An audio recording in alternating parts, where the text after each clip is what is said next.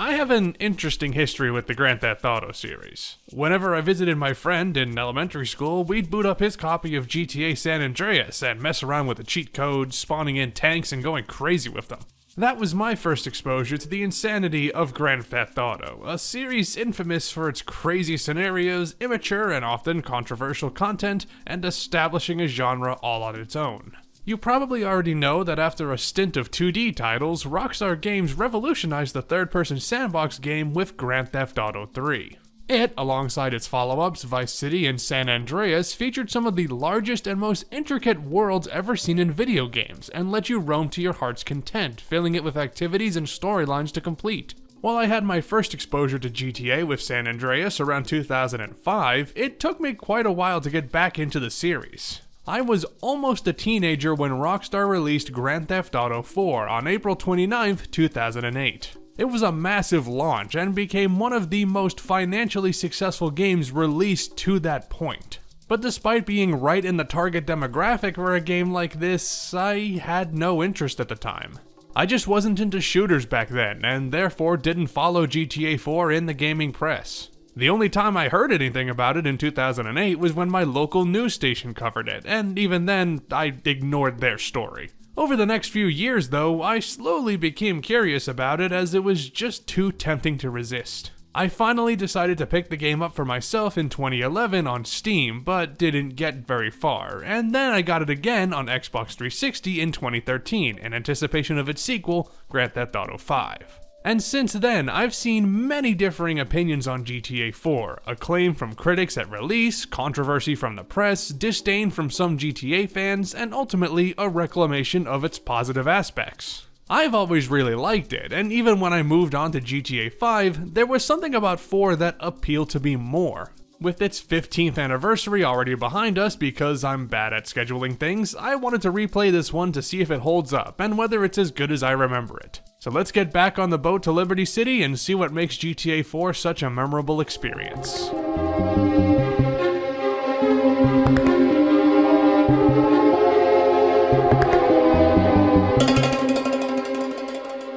We begin with Serbian immigrant Niko Bellic arriving in America after spending months abroad, obliquely entering Liberty City to live with his cousin Roman, who's allegedly a big success, although Niko has his own reasons for leaving home.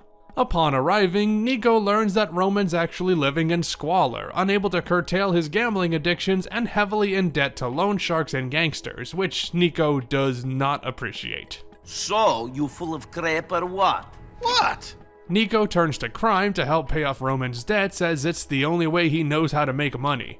Eventually striking back against their debtors and finding themselves in even more trouble, Niko gets in deep with the various criminal factions all looking to run their piece of Liberty City. Rockstar aimed to create a more down-to-earth narrative this time, a sharp contrast to the cinematic and action-heavy approach they'd taken before. A core idea of GTA 4 is dismantling America as the land of opportunity, especially for lower-class citizens. You start at the bottom of the pile and stay there, only rising above the ones in power over you if they feel the pressure from even more powerful forces or you manage to get the slip on them. The opportunities you get aren't ways to rise above the rest of society, you're just finding ways to stay afloat until the next crisis. Many mission bosses don't view Niko as a trusted associate, they just see him as a pawn they can throw wherever they want on the board.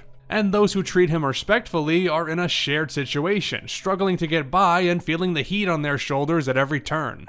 Other titles go more in-depth on this topic and how it relates to American citizens than this game does, but it is an intriguing way to continue the GTA tradition of starting from the bottom. You know, Claude is left for dead, Tommy takes control of rackets in a new city, CJ returns home to find it in shambles, and Niko moves to America with absolutely nothing but the shallow support of his cousin.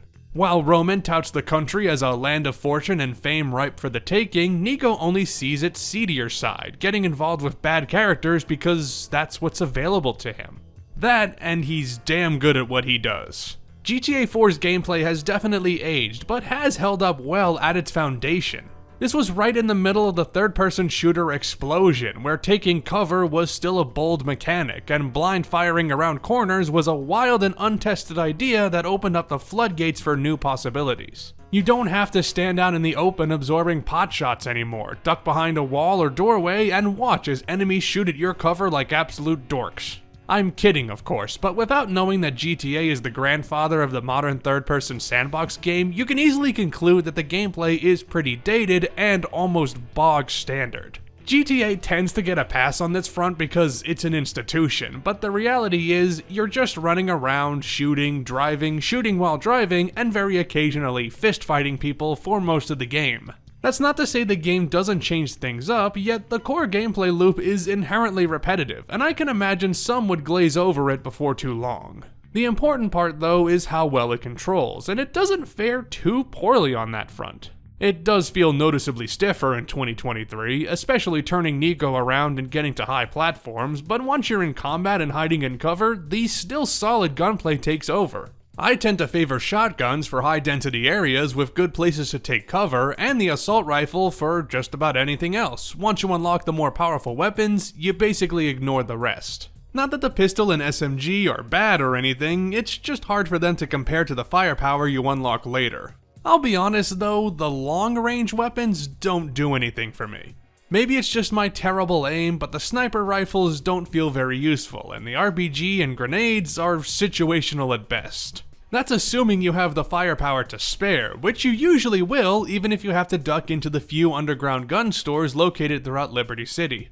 I don't know why, but I barely visited these places when I first played this game. I tried to scrape by on the ammo you pick up during missions. Which is viable, you can get through quite a bit of the game without having to restock, but you might as well spend the money you earn on something worthwhile. I like buying clothes and all that, but it takes an eternity thanks to all the loading and unloading, not to mention having to slowly walk around each section of the store. And I'll be honest, no matter what you put on, Nico doesn't really have the best outfits. Except when he's in a suit, he pulls that off stunningly. It's not enough to have the right clothes and guns though, you need the right vehicle too, and the patience and dexterity to deal with how heavy the cars are. They're very tank-like, almost like you're driving a giant brick on wheels that's also partially magnetized to the ground. The cars can sustain quite a bit of damage, but they have no precise control at high speeds. Fuck this big shit! As a result, car chases are often very lethargic, as neither you nor the opposing vehicles can get enough speed to grant these sections any real thrills. And when you do get up to high speeds when chasing someone, you have to take care not to hit anything, or they'll very likely get away because you can't get back up to speed. Which would be fine if the driving AI wasn't so stupid. I get it, New Yorkers are super aggressive drivers, but I swear, everyone else on the road just wants to run you off at every point. Rockstar wanted to make the driving more true to life by making it more rigid, which may not have been a superb trade-off. I can't speak that well to how the driving feels in the pre-HD era games, but I get the sense that GTA 4 tightened driving up too much compared to the previous games to the point of making it less fun. Of course, GTA 5 would later blow this game's driving out of the water, but that's a topic for another day. This is all just talking about the cars, although the other vehicles have their own issues. The bikes almost have the opposite problem, since they have so little traction and Nico flies off of them with the lightest jostle. It makes sense from a physics perspective, but the margin of force that makes you leave your bike seems a little too loosely defined. Hard to really describe this without studying the code, I suppose, but bikes generally have better speed and acceleration thanks to their lighter frames, and once you get the handle on braking them effectively, riding them is a ton of fun. Occasionally you'll fly a helicopter, and I used to really dislike this, but I don't know, I think I've gotten the hang of it. You have to be more diligent with these machines, and it's still kind of annoying, but I don't mind it as much now. The worst are the boats. They're cumbersome and almost impossible to turn at speed. You use them so infrequently that it's basically a non-issue, but I never enjoyed taking the helm of one of these things. The driving is what it is, slower and heavier, but not too bad once you get used to it, but many of its flaws are heavily exacerbated when the game's performance starts to suffer. When I first played GTA 4, it was on my old laptop and it ran like garbage. The jump to the Xbox 360 version was staggering for me, seeing this game at a much higher frame rate, and even then, this game only runs at 30 FPS at its best. I say at its best because GTA 4 has plenty of performance problems, chugging behind during intense action. Not to the degree that it's unplayable, but 15 years later, it certainly doesn't feel very smooth.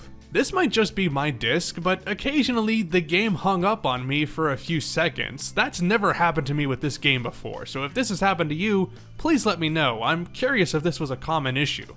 Anyway, even when the game is running well, it isn't always pretty to look at. Graphically, it's on par with other games of the era. The character faces aren't the most expressive, and the non-motion capture animations do feel pretty stiff, but the characters look alright otherwise, and the environments are rendered well. But there's a dimness to the coloring that coats nearly every inch in the city in dull grays and browns. I turned up the brightness and contrast for this playthrough, something I rarely feel the need to do, and afterward it looks okay, but yeah, not the nicest looking game in existence. And look, I lived out on the East Coast for almost all of my life, and it can look like this, but I think Liberty City leans a bit too hard into this angle. But something I only noticed on playing this again are the little differences in various areas of the city, both on a district-to-district level and the boroughs you explore. Rockstar's level designers didn't reference GTA 3's version of Liberty City, but instead took trips to New York City and basically recreated it inside the game. The old-world housing of Broker and Dukes, the industrial grime of Bohan, the high-rises and projects of Upper Algonquin, the commercial center in Midtown Algonquin, the dense urban and suburban mix of Alderney. The artists and map designers paid attention to the diverse landscape of New York and replicated it extremely well. It's one thing to have a nice setting, but it's another to fill it with things to do. GTA 4 has a reputation in the fandom for being bare bones regarding side activities and extra content. You can get food, or go for drinks, or watch a show, but that's all passive stuff that doesn't involve the player in any way. Everyone memes about going bowling, but to be fair, it's not a terrible activity, just kind of boring. But you can also play pool, which isn't too bad, throw darts, which is way too easy, or go to a strip club to do what you do at a strip club. That's about it though. If you're looking for a small distraction from the story, GTA 4 gives you very few options, and what it does have isn't all that enjoyable. I think the biggest problem for me is how much of the optional content is just a continuation of the main gameplay rather than having a whole new mechanic. Sure, there is other stuff to do, but not only is it monotonous to play, it's all the same flavor. Stunt jumps and shooting pigeons is tedious, and the assassination missions, or the most wanted missions, or the strangers, or the races, or the vehicle thefts typically don't bring anything to the table that you're not doing throughout the story. That's not even getting into the friendship system, but we'll discuss that later. To be honest, the lack of things to do doesn't really bother me, as I've always been more interested in the main story. Oh, big spoilers from here on out, by the way. Nico gets involved with plenty of characters during the narrative, and they have plenty of tasks that need doing. This is where you get most of the money in the game, and because you're not really spending it on side activities because of how boring they are, you can easily rack up a sizable little bank account. There's plenty of enjoyment to be had in GTA 4's story, as some of these missions are really cool. Have a Heart tasks you with carefully driving 2 dead bodies in the trunk of your car, and I remember failing this the first time I played because I flipped the car over and dumped the bodies out, and strangely enough, that does end the mission. You don't have to restart. I love the setup of Final Interview. You have to get an interview with a lawyer to kill him, and to do so, Nico writes up a fake resume with tongue-in-cheek references to his backstory and crimes. Like, of course Nico is the captain of the shooting team and lists coping with cultural difficulties as a skill. The man knows how to pad his resume. The second part of this mission did cause me trouble because the game refused to let me into the building to start the interview because I wasn't wearing the right clothes. I already had a suit on, but I bought a new one anyway, and it still wouldn't let me in. Turns out I forgot that I was wearing sunglasses, which are apparently strictly forbidden. Whoops. I nearly missed the appointment because of this, so that was stressful. Museum Piece is notable as it's the only time all 3 GTA 4 protagonists appear in the same place together. It's enjoyable on that front, but it's also a really fun and tense mission. The museum is a great set piece that's at least a bit different from the warehouses and homes and abandoned ruins you've been shooting up so far.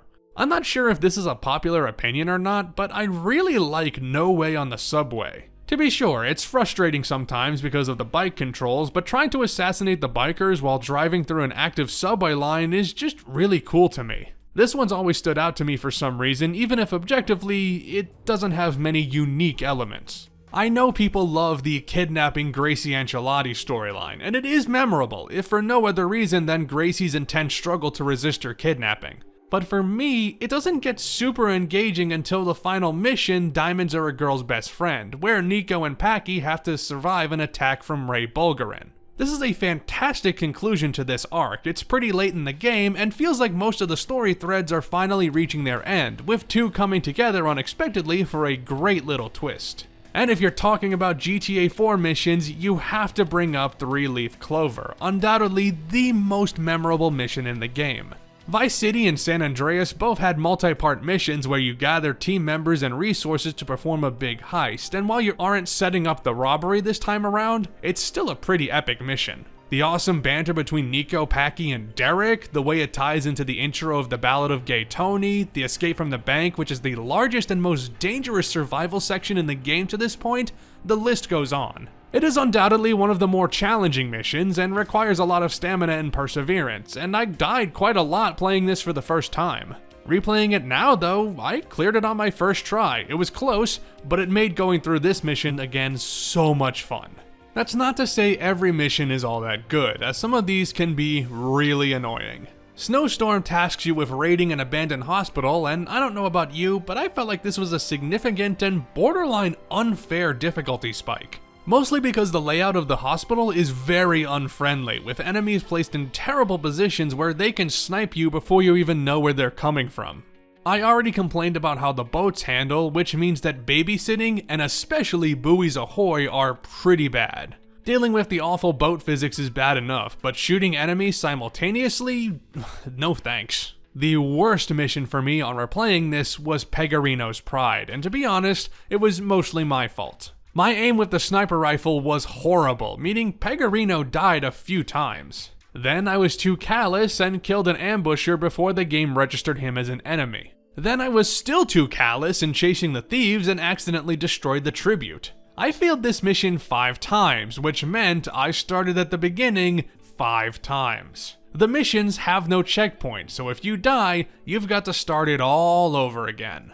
And I don't mean it respawns you outside the location where the mission takes place, you've also got to drive over there once again, which can take a long time.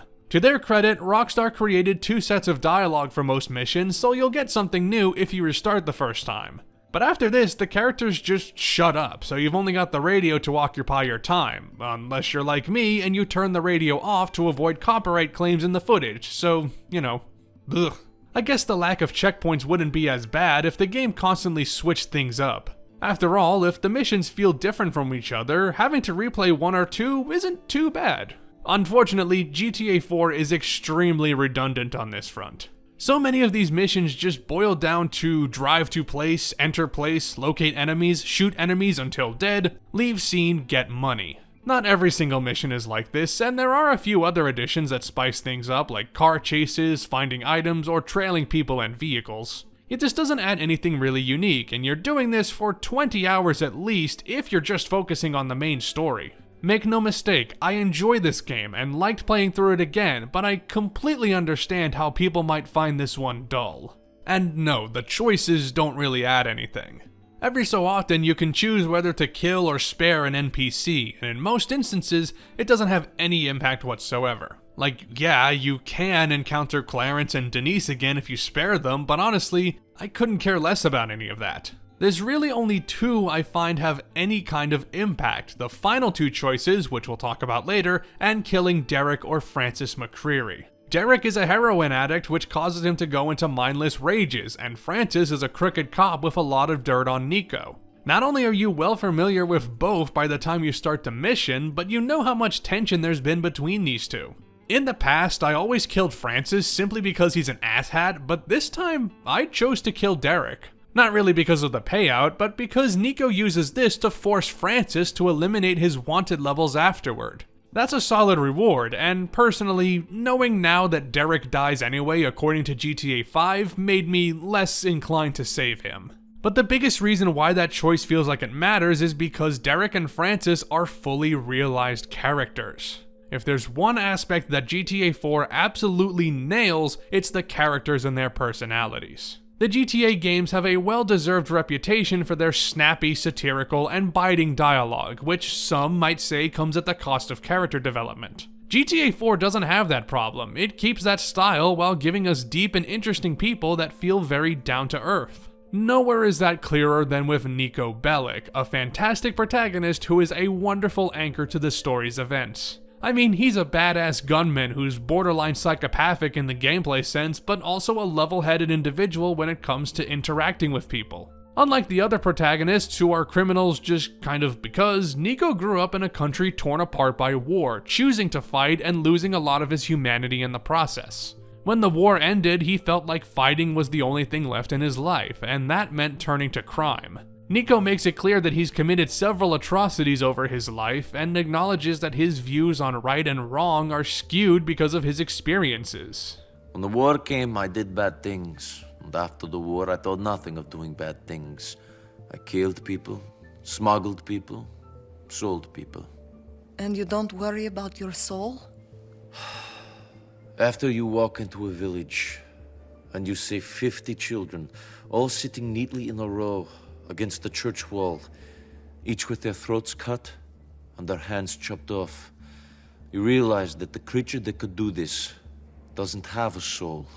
Major props to Michael Hollick for his performance as Niko. It is fantastic. But Niko isn't a mopey sad sack all the time. He's also genuinely funny and heartfelt sometimes. When he's talking with somebody he respects, he engages them with respect in turn, while also occasionally giving them a friendly rib. When he's talking with someone who's a jerk, he bites right back, refusing to give them the responses they're looking for. Gorgeous, this guy's a fucking creep. Give him a break. He's new in the country. I can see that. Did he walk here from 1985? Yeah. Excellent. Now stop fucking staring at me. Niko and his cousin are a great pair. Roman has this infectious optimism that is such a stark contrast to Niko's bleak worldview that there's inevitably some good conflict. Of course, Niko gets frustrated with Roman's cheery demeanor, but he also jokingly chides him for being so happy in the face of this game's events, and genuinely compliments him when things do go well. It's a very realistic portrayal of family members. They fight and bust balls, but they still love each other and want each other to be alright. And they have some of the best dialogue in the game, in my opinion. You have to move on from the things that happened to you and think about all the opportunities in this country. Chances to make lots of money, chances to get college girls, and too bad. Chance de postanesh, Sorenya. I heard that. I haven't forgotten our language completely. I talked about Derek and Francis earlier, but Niko gets involved with the rest of the family toward the middle of the game. You first meet Packy, a seriously fun guy who's a lot like Niko, but a little more on drugs and with a delightfully aggressive personality, and later meet the leader of the crew, Jerry, who manages to keep a hold on everything even after being incarcerated. Then there's Kate, the youngest sibling who becomes someone Niko can romance later in the game. Unlike her sibling, she doesn't get involved in illegal activities, and while she's interested in Niko because of his sensitivity, and, you know, his smoldering Eastern European looks, she doesn't necessarily approve of his criminal lifestyle. I like Kate, and while I have my issues with how her storyline can end, it's nice having someone so grounded for Niko to interact with. I don't normally socialize with people that know my family. Try to keep those two sides of my life separate. I guess it's nice to be honest for a change. Rather than keeping my secrets about my family from you, you're probably keeping secrets about my family from me. No comment. But if you ask me, the best character in the game besides Niko is the main antagonist Dmitry Raskolov. He's a Russian gangster initially working for his friend Mikhail Faustin, but after the latter becomes uncontrollable, he asks Niko to take him down. Which he does, and then Dmitry betrays Niko by selling him out to Niko's former employer, Ray Bulgarin. Dmitry's just as opportunistic as Roman and just as cynical as Niko, and has no qualms about stabbing everyone in the back to get ahead, and it's so interesting listening to his justifications, making excuses for trampling on everyone he meets. You know, if there's one thing I've learned, it's that we must obey the rules of the game. We can pick the game, Niko Bellic, but we cannot change the rules. But while these are standout examples, there are some characters I don't care for that much. The entire Bohan chapter has always felt pretty weak to me. Elisabetta is fine, but I don't care that much for Manny and his fake give power back to the streets attitude, and his storyline also just kinda fizzles out without any fanfare. It gets interesting when it's revealed that Michelle, a girl Nico's been dating, is an undercover agent, but that's one moment in an otherwise forgettable act, and one that is heavily foreshadowed. I've also never been that invested in Playboy X and Dwayne Forge. I like the concept of a drug dealer and his old mentor feuding with each other and using Nico as a buffer, but it feels so one-sided. I didn't mention the choice to kill either Dwayne or Playboy earlier because the conflict isn't written well enough to make it a difficult decision. Everyone I know chooses to kill Playboy, although if you kill Dwayne your first time, I would love to hear why. Finally, I don't like that the finale kinda gets taken over by the Pegorino crime family. A lot of the mid to late game missions come from these guys, and they're not bad characters, but they're fairly generic, and it's odd how they usurp the plot to become more or less the antagonists by the end. I like Ray Bacino and his slimy attitude, but I don't necessarily want to see him all the time, and as for Phil and Jimmy, they're just bland. I could go on, but even the characters who don't sustain my interest do get some good dialogue now and then. I don't particularly find the UL paper guy interesting, for example, but I do really enjoy this little conversation. You're bringing a lot of heat. Hang out with bad people doing bad things, making idiot moves. I'm an idiot. I move. True, but the last thing I need is you getting caught. But if you're gonna talk about the characters in GTA 4, you have to talk about the friendship system, which is the most aggravating part of the game. In addition to your girlfriends, you can hang out with 5 characters throughout the game. Do this enough and you'll unlock a special perk as a sign of friendship. Now, these perks are, for the most part, very much worth it, so you are incentivized to hang out with your friends. Roman gives you free cab service so you don't have to drive anywhere. Jamaican gangster Little Jacob sells you weapons at a discount. Gearhead junkie Brucey gives you helicopter rides, which is not very helpful. Dwayne gives you backup, which I completely forgot to get footage of. And Packy gives you car bombs, which are situational, but definitely fun to mess with. I don't mind hanging out with these characters, it's having to do these activities just to appease your friends that's bothersome. And your friends seem incredibly needy, like they can't go a day without seeing Nico. I get it, Nico is cool, but sheesh, know when to keep your distance. They call at the worst times too, like when I'm on the way to do a mission. You want to ignore them, but you can't do that too often or they'll get mad at you and take your special ability away, so you feel the need to hang out with them whenever they ask. But at least they can't call you during the missions. Wait, nope, they definitely can. Though to be fair, these are just little gags, and it's funny how Nico hand waves these away with a cheeky remark. Nico, it's your cousin. You want to shoot some pool? This isn't a good time, Roman. I got another type of shooting on my mind. And look, it's realistic that your friends would be annoyed if you make plans with them and never show up, but sometimes it's out of your control. Sorry I missed our hangout, Dwayne. I was run over by a cop on the way to your home and had to go to the hospital. Sorry I missed our date, Kate. I died right outside your house because I touched a car door without the driver's permission and the driver lurched forward and Nico was so shocked that he had a heart attack. Like I said, the rewards are usually worth the hassle, but it's not a fun system. I'm glad GTA 5 made this completely optional. Anyway, let's wrap this up by talking about the narrative. Now, I'm not going to go in depth breaking down every single story and character arc, although there are plenty to talk about. Elisabetta Torres' fall from grace, the struggles of the Pegorino family, fighting for a set of smuggled diamonds, several stories permeate throughout the game and expansions, but for the most part, I don't think they get as much attention as they should.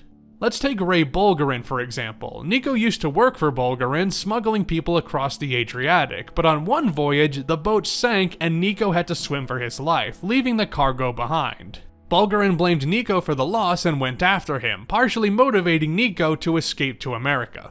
Now, the first time you meet Bulgarin in the game, it almost seems like he'll become the major villain alongside Dimitri. But Bulgarin just sort of vanishes from the story, only popping up once more later on and only being mentioned in passing every other time. Nico doesn't even get the chance to kill him, and considering this game is all about letting the past go, that seems like wasted potential. Of course, Ballad of Gay Tony resolves this, but I've always found that a way to cover up an unnecessary loose end from GTA 4.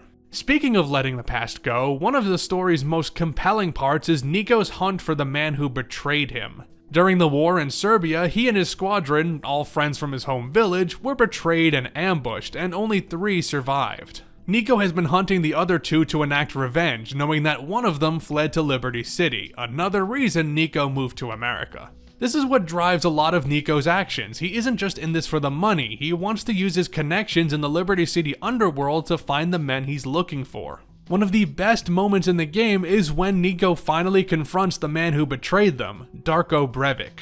It's great because there isn't any tension in approaching him, no chase, no fighting waves of soldiers and henchmen, you just drive up to where he is, tied up, and do what you want with him. This is the second to last choice in the game where you can either enact your revenge or let him go, and honestly, I think either choice is valid in this instance. Darko's death is extremely poetic, but letting him live is a bit of a better nod on Nico's character growth. Either way, it feels like the last thread to Nico's demons and issues get cut here, as Nico wants to transform afterward into a better person. The emptiness is what I was trying to get rid of by fighting Darko. I've been empty ever since that day. I thought that revenge, killing Darko, might fill me up a bit, might give me some substance. And it hasn't? No, it hasn't.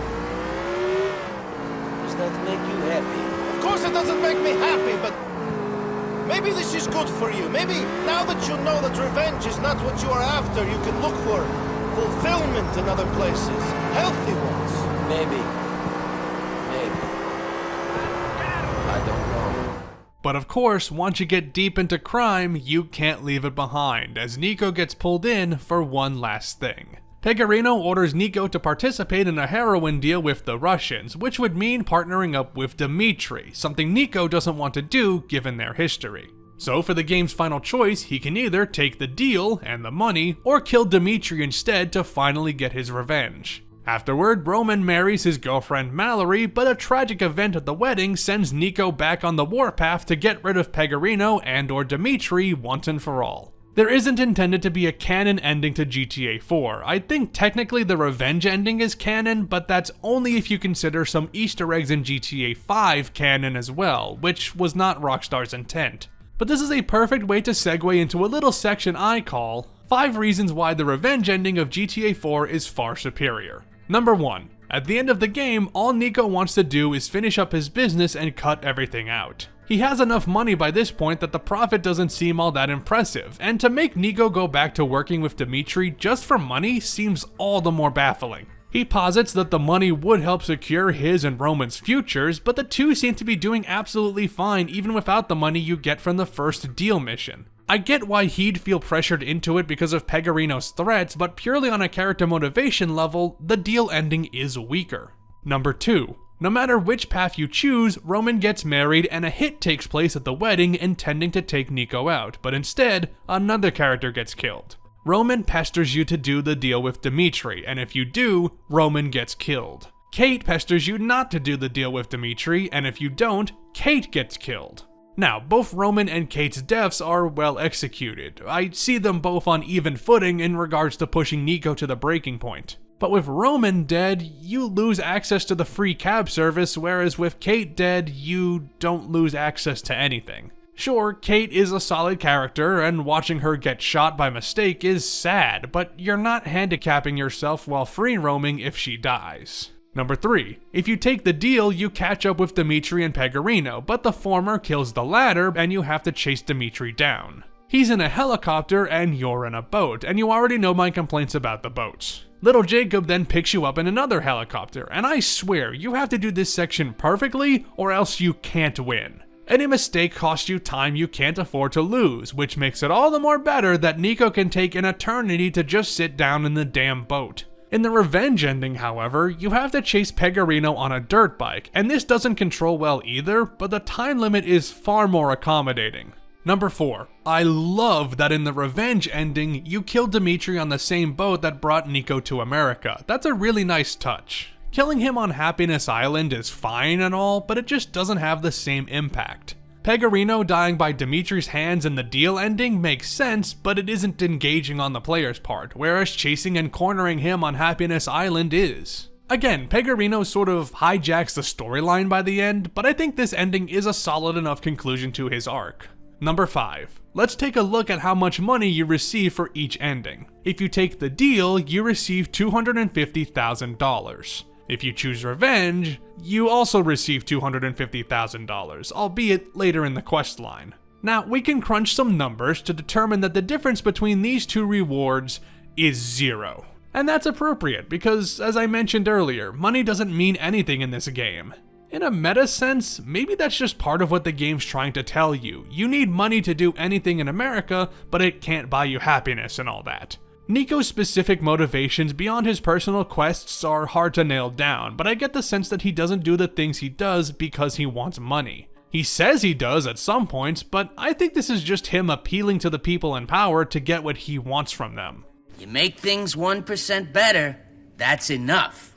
That's our duty. If you say so. Oh, I do say so. I want to make things a bit better, by any means necessary. And you? What do you want? I want to get paid. Sure. Yeah, sure you do. Once he realizes that they can't or won't help him, he's much less interested in doing jobs for them, spitefully asking for more money, refusing to work for them if they go beyond his principles, and flat out ignoring them when they start going on tangents. It's all a means to an end for Nico, and the money is nice, but at the end of the day, it doesn't mean a goddamn thing. In the end, Grand Theft Auto 4 is certainly not going to be for everyone, and I definitely understand why some fans of the series don't care for it at all. It is slower and more introspective, and I didn't even really go into how serious it is compared to the other games. It has the satire and raunchiness you expect from GTA, but balanced more against realistic characters and storylines. If you like GTA for the silly shenanigans and immature tone, you won't like GTA 4. You also might not like it if you can't adjust to the stiffer mechanics, driving, and especially the irritating friendship system. But for me, the game still taps into something deep within me. I've always loved this game since I first played it, and I still love it now, even if I can see some of its faults much clearer. It's far from perfect, but with a story and characters so good, I can overlook a lot of its flaws. And there's lots of things in this game I didn't talk about. Stunt jumps, the fixer missions, Nico's other girlfriends, the multiplayer, there's certainly more to cover. And I know what you're thinking. What about The Lost and Damned and The Ballad of Gay Tony? These are two expansions that flesh out the story with different characters, and yes, you really can't cover GTA 4 without talking about them. And make no mistake, I wanted to for this video, but I was working on it as I was also preparing to move across the country, which meant I couldn't play the DLC campaigns in time. Now that I'm settled in and back in the swing of things, I will absolutely give these two expansions their full due. Look for a video on these within the next few months. I'm also planning to look at GTA 5 in September for its 10th anniversary, and yeah, I can't believe it's been 10 years either. With all that said, thanks to everyone who patiently waited for this video. I wanted to get it out on GTA 4's 15th anniversary, but getting everything done for the move took far longer than I anticipated. So if you enjoyed this video, please like and comment and do all the things the YouTube gods want you to do. And if you want to see me talk about the other HD GTA games, make sure to subscribe so you know when it comes out. Until then, I'm CloudConnection, and if you'll excuse me, it's time to go bowling.